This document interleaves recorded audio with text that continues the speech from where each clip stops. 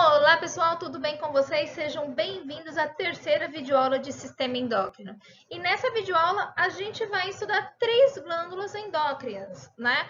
A tireoide, as paratireoides e a glândula mista, que é o pâncreas. Bora então começar.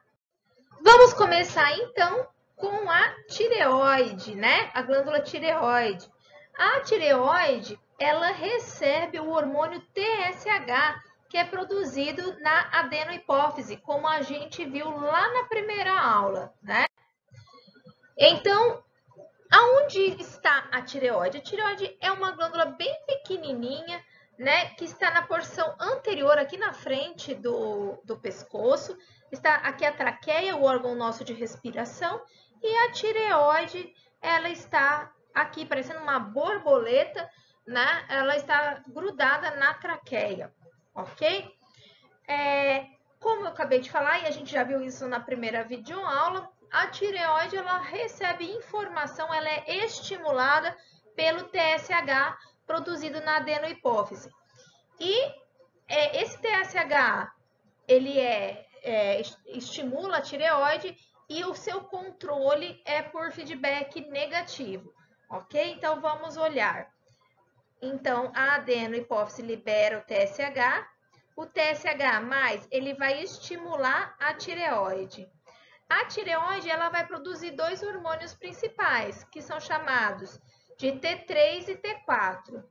Um aumento de T3 e T4 no sangue vai fazer um mecanismo de retroalimentação negativa. O que é isso? Vai falar para a hipófise não liberar mais TSH, ok? E aí, quando o nível de TSH diminui, aí sim existe um mecanismo que fala, olha, não vai estimular muito a tireoide, o T3 e T4 vai diminuir e vai estimulando a hipófise, e assim nós vamos regulando a quantidade de hormônio tireoidiano.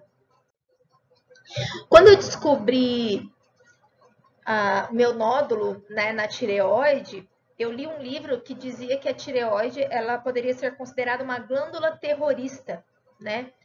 Porque a tireoide basicamente controla todo o nosso metabolismo, né? Todas as nossas reações químicas, por meio de dois hormônios, né? A triiodotironina, que é o T3, e a tiroxina, que é o T4. Então, esses hormônios, apesar deles terem funções específicas, a gente não vai, né, não é o intuito aqui, né? Eles vão estimular o metabolismo, né, dos nossos tecidos, as nossas reações químicas. Então, quanto mais T3 e T4, mais metabolismo, mais reação química acontece, tá? Mas tem um detalhe. O T3 e T4 só funcionam, só são produzidos mediante a ingestão de iodo, tá? E isso também já falei lá na primeira videoaula. Então, o TSH, que vem lá da adenohipófise, ele estimula a captação de iodo pela tireoide. Se não tiver iodo na tireoide, se não capturar iodo, né, não há produção do T3 e T4. Quando a pessoa não tem iodo suficiente para produzir hormônio, a tireoide ela incha. E aí a gente chama isso de bócio endêmico, tá? Então, o bócio endêmico é um aumento da tireoide devido à falta, à carência de iodo, ok? Por isso que, para evitar problemas na tireoide, as empresas adicionam no sal de cozinha iodo. Então, a gente tem o sal iodado, que é o cloreto de sódio, o sal de cozinha com iodo para evitar esse bócio endêmico, tá? E a falta desse iodo, o que acontece? Pode produzir, inclusive, retardo mental nas crianças, tá? E pode levar a aborto, má formação do feto, por isso que é chamado de glândula terrorista. O teste do pezinho em crianças recém-nascidas, eles detectam algumas deficiências, né, ou excesso desses hormônios da tireoide. A tireoide também produz um terceiro hormônio, que é a calcitonina, tá? A calcitonina é um hormônio que diminui o teor de cálcio no sangue quando está em excesso, né? então facilita a calcificação do esqueleto, ok? Então, a calcitonina, ela retira cálcio do sangue.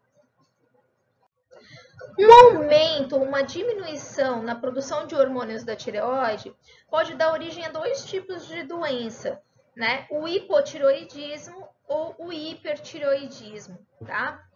O hipo é quando eu tenho queda na produção do hormônio, menos hormônio, né? Hipo, menos. Então, eu tenho um metabolismo mais lento.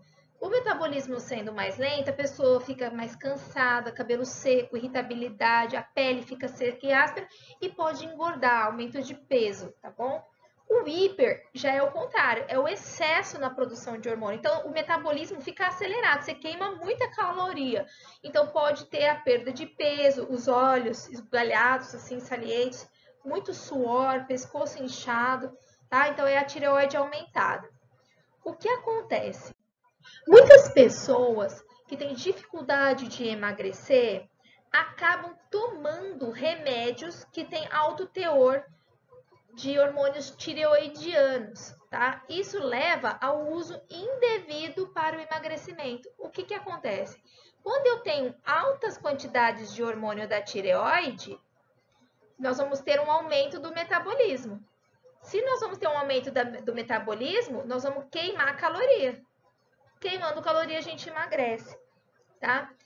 Só que esse hormônio T4, ele tem que estar em condições ideais, né? Às vezes a pessoa não tem uma falta de T4 e ela vai tomar porque ela quer emagrecer.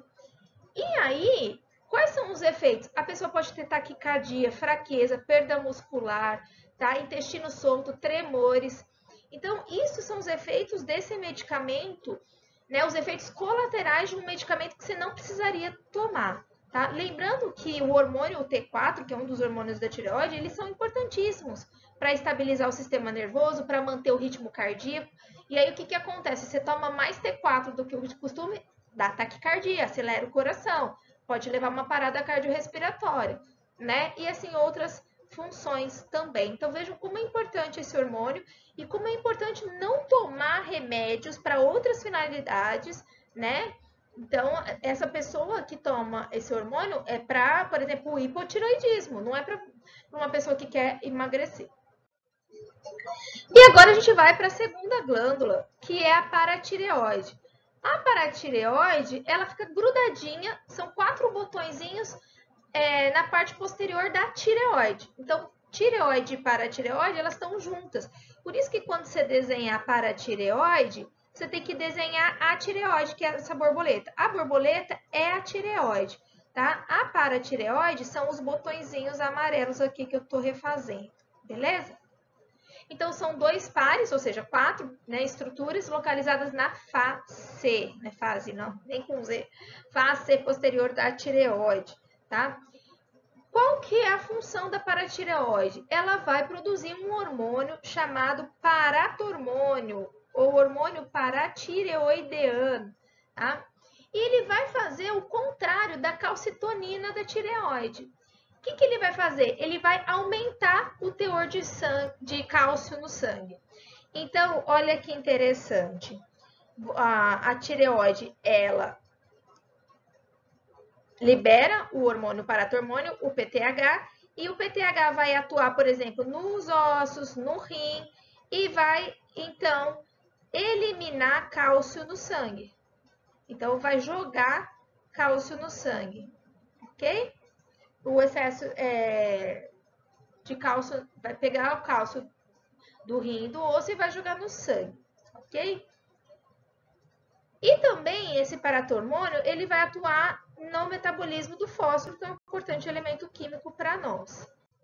Vamos ver então como que se regula a quantidade de cálcio no nosso organismo. Então, vamos imaginar que você quase não come alimentos ricos em cálcio. Então, você tem uma baixa ingestão de cálcio. Se você tem uma baixa ingestão de cálcio, nós vamos ter pouca quantidade de cálcio no sangue. Então, baixa quantidade de cálcio no sangue, vou fazer aqui o sangue, baixa quantidade de cálcio, vai estimular a paratireoide, que é amarelinho, a produzir paratormônio. O paratormônio vai atuar no intestino, nos rins e nos ossos, liberando cálcio para o sangue. Então, vai tirar o cálcio dos ossos, dos rins e do intestino e jogar no sangue. Quando joga cálcio no sangue, aumenta a concentração de cálcio no sangue. Se tiver muito cálcio no sangue, a tireoide vai ser informada. E essa tireoide vai liberar a calcitonina. E o que a calcitonina vai fazer? Vai tirar o cálcio do sangue. E aí ela tira o cálcio do sangue e deposita nos ossos, diminui a reabsorção nos rins e diminui a absorção no intestino. E aí, então, diminui a quantidade de sangue. Então, vejam o equilíbrio importante desses dois hormônios para a regulação de cálcio no nosso organismo. E agora, a gente vai para o pâncreas, né? O pâncreas, então, como a gente já viu, eu vou falar rapidamente, né? Nós vimos lá no sistema digestório, é uma glândula mista. Por que é uma glândula mista? É uma glândula mista porque ele tem a função digestiva, de produzir enzimas digestivas, que é a função exócrina do pâncreas, e a função hormonal, que é a função endócrina. Essa função endócrina, o hormônio produzido é produzido por umas células especializadas chamadas de ilhotas de Langerhans, tá? Essas células são as produtoras de hormônio, é a parte de secreção endócrina do pâncreas, tá? Liberando que essas ilhotas despejam o hormônio diretamente nos vasos sanguíneos, ok? Então, qual que é a função do pâncreas que a gente já viu em sistema digestório?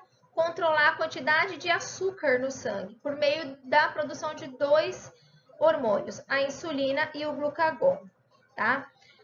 Vamos lá, comi. Observem comigo aqui essa sequência. Quando eu comi, nós vamos aumentar a quantidade de açúcar no sangue.